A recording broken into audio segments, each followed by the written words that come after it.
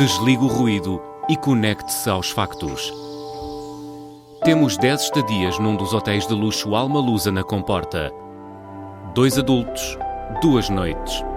Assine hoje o Observador com até 58% de desconto e habilite-se a ganhar. Tudo em observador.pt.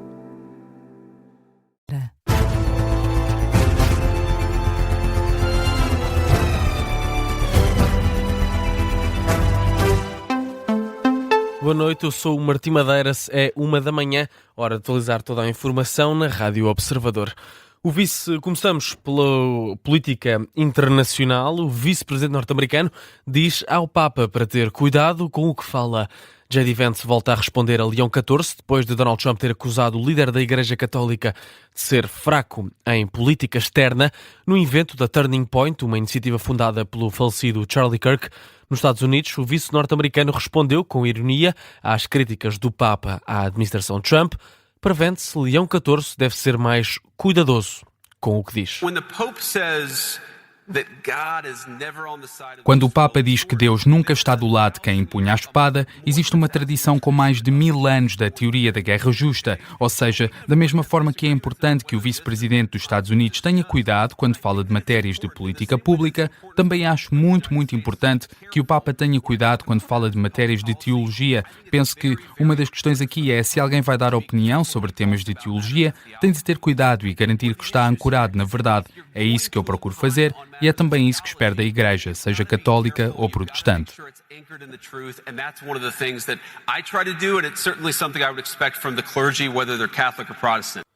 J.D. Vance, no dia em que a CNN Internacional adianta que o vice-presidente norte-americano vai voltar a liderar as negociações com o Irão.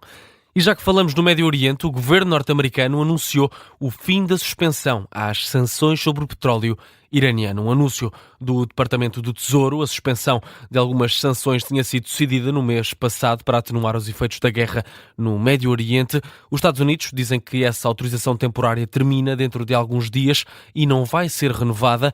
A administração norte-americana está pronta para impor sanções secundárias às instituições financeiras estrangeiras que continuem a apoiar as atividades de Teherão. Um ponto de viragem. É desta forma que o embaixador de Israel nos Estados Unidos define as negociações desta terça-feira com o Líbano.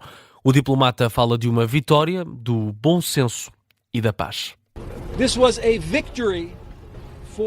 Esta foi uma vitória para o bom senso, para a responsabilidade e para a paz, porque ontem o líder do Hezbollah advertiu o governo do Líbano para que não participasse nestas negociações e o executivo de Joseph Aoun corajosamente disse não ao Hezbollah. Este é o início de uma batalha muito forte, sólida e consistente contra o Hezbollah. O embaixador israelita em Washington adiantou ainda alguns dos pontos abordados durante esta reunião, que durou mais de 2 horas. Descobrimos hoje que estamos do mesmo lado da equação. Essa é a coisa mais positiva que poderíamos ter retirado desta conversa. Falámos sobre vários assuntos e, acima de tudo, sobre a visão a longo prazo, em que haverá uma fronteira claramente delineada entre os nossos países. Deixámos bem claro que a segurança dos nossos civis não está aberta a negociações. Isso ficou entendido. Depois deste encontro, o Líbano e Israel concordaram em encetar negociações diretas. O documento não especifica nem a data, nem o local. De um conflito passamos para o outro. A Ucrânia pode ser alvo de um ataque em larga escala durante esta madrugada/noite. Aviso deixado por Volodymyr Zelensky. Citado pela Ucrânia Informe durante uma conferência de imprensa na Noruega, o país onde está de visita, o presidente da Ucrânia avisou que a Rússia pode usar mísseis e drones iranianos nas próximas horas. Certo é que a população recolheu de forma obrigatória em Zaporizhia depois da Rússia ter atacado instalações industriais. É o que adianta o chefe da administração militar da região no Telegram. Ivan Fedorov afirma que os moradores ouviram explosões do ataque que classifica como hostil.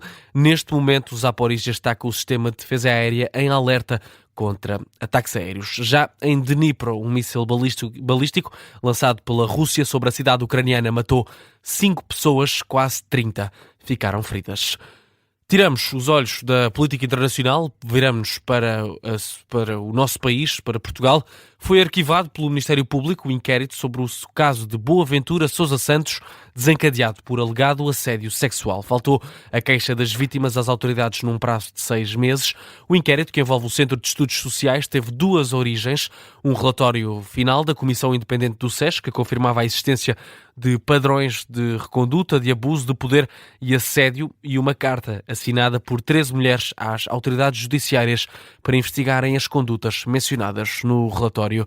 O jornalista do Observador, António José Soares, lembra-nos mais dos contornos deste caso. 3 investigadoras que passaram pelo Centro de Estudos Sociais da Universidade de Coimbra denunciaram situações de assédio num capítulo do livro intitulado Má Conduta Sexual na Academia para uma Ética de Cuidados na Universidade, o que levou a que os investigadores Boaventura de Sousa Santos e Bruno Sena Martins acabassem suspensos de todos os cargos que ocupavam no SES em abril de 2023.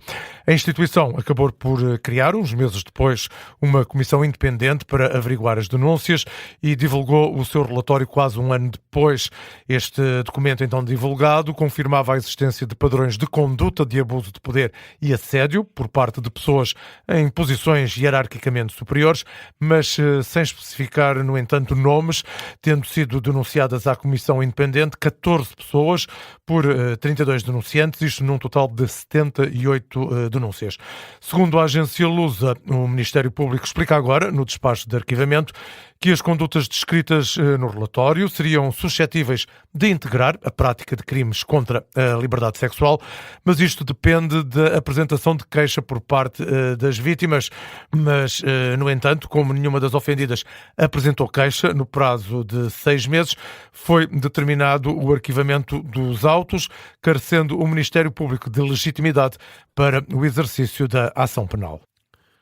O jornalista do Observador, António José Soares, explicar-nos os contornos deste caso. Boaventura de Sousa Santos diz à Lusa que este arquivamento reitera que o único objetivo das denunciantes foi apenas utilizar a comunicação social para difamação.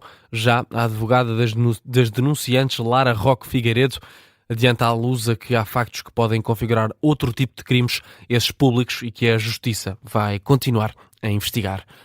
Passamos ao desporto. O Sporting joga esta quarta-feira com o Arsenal em Londres para a segunda mão dos quartos de final da Liga dos Campeões. Rui Borges tem consciência da dificuldade, mas acredita numa reviravolta do conjunto leonino. O resultado não está favorável para o clube de Alvalade. Perdeu na semana passada 1-0 em casa. Procura agora dar a volta ao marcador para garantir um lugar histórico nunca antes alcançado nas meias finais da competição. O técnico dos Leões sabe que a missão é difícil, mas garante que a confiança na equipa é infinita. Estamos cientes daquilo que é as dificuldades, defrontar um grande Arsenal, fazer o que ninguém fez na Champions, que é ganhar a esta equipa, por isso sabemos bem daquilo que são as dificuldades que teremos pela frente. Agora acreditamos muito e a confiança é muito infinita naquilo que é a personalidade e caráter de cada jogador da nossa equipa. No espaço de uma semana, o Sporting vai jogar contra o Arsenal, o Benfica e também o Porto. Rui Borges desvaloriza o calendário apertado, diz que, aconteça o que acontecer, já nada apaga a grande época do Sporting. Cada vez mais se vai encurtando a época e as decisões são cada vez mais importantes, os jogos são cada vez mais importantes nas decisões. Agora temos de estar cientes que estamos no final da época, é certo, mas estamos inseridos em tudo que é para disputar os troféus, e isso identifica claramente aquilo que é o Sporting. O que se passar, independentemente do que se passar amanhã, principalmente, que é isso que estamos focados, não apaga nada daquilo que tem sido a grande época desta equipa e destes jogadores. A última vez que o Sporting visitou o estádio do Arsenal conseguiu apurar-se para os quartos de final da Liga Europa com um gol de meio campo de Pedro Gonçalves. Isto foi na época 22-23, onde o Sporting ultrapassou nos penaltis o Arsenal na Liga Europa. Os Leões vão tentar eliminar novamente os londrinos numa competição europeia. A bola começa a rolar às 8 da noite de quarta-feira. Pode acompanhar o relato e comentários aqui em direto na Rádio Observador.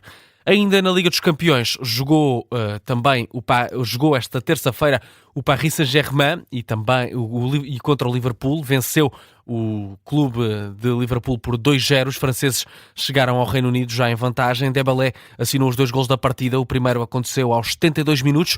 O segundo viria só a acontecer já no fim do jogo. O Liverpool chegou a levar a melhor aos 64 minutos com um penalti que acabou por ser revertido pelo VAR. O Liverpool diz assim adeus à Champions League. Já o PSG fica agora à espera para saber quem será o adversário da semifinal entre Bayern de Munique ou Real Madrid. Ainda já se sabe um dos possíveis adversários, caso o Sporting ultrapasse o Arsenal nas meias finais. O Barcelona foi eliminado da Liga dos Campeões pelo Atlético Madrid. O clube catalão foi para a eliminatória com uma desvantagem, perdeu em casa no Camp Nou por 2-0 contra o Atlético Madrid, foi com uma desvantagem de 2 golos. Aos 4 minutos de jogo, Lamine Yamal conseguiu marcar um golo para reduzir a desvantagem no agregado. Marcou o primeiro da equipa de Barcelona. Depois, ainda outro golo, Ferran, ainda na primeira parte, Ferran Torres fez o segundo golo do Barcelona, o que pareceu ter empatado a eliminatória em 2-2. Mas, ainda também na primeira parte, Ademola Lookman, do Atlético Madrid, marcou um golo para o clube de Madrid, para o Clube de Madrid, e entretanto o Barcelona acabou por ganhar por 2-1, mas no agregado ficou 3-2 para o Atlético. O Atlético elimina assim o Barcelona da Liga dos Campeões. Caso o Sporting passe o Arsenal esta quarta-feira, o próximo adversário é mesmo o Atlético de Madrid. Ainda no desporto, morreu Vicente Lucas, um dos símbolos maiores do Belenenses. A notícia foi avançada em comunicado pelo Belenenses, que fala num dos seus dias mais tristes. O Clube do Restelo diz que se perdeu uma figura viva, a maior figura viva do emblema e uma lenda do futebol português e mundial.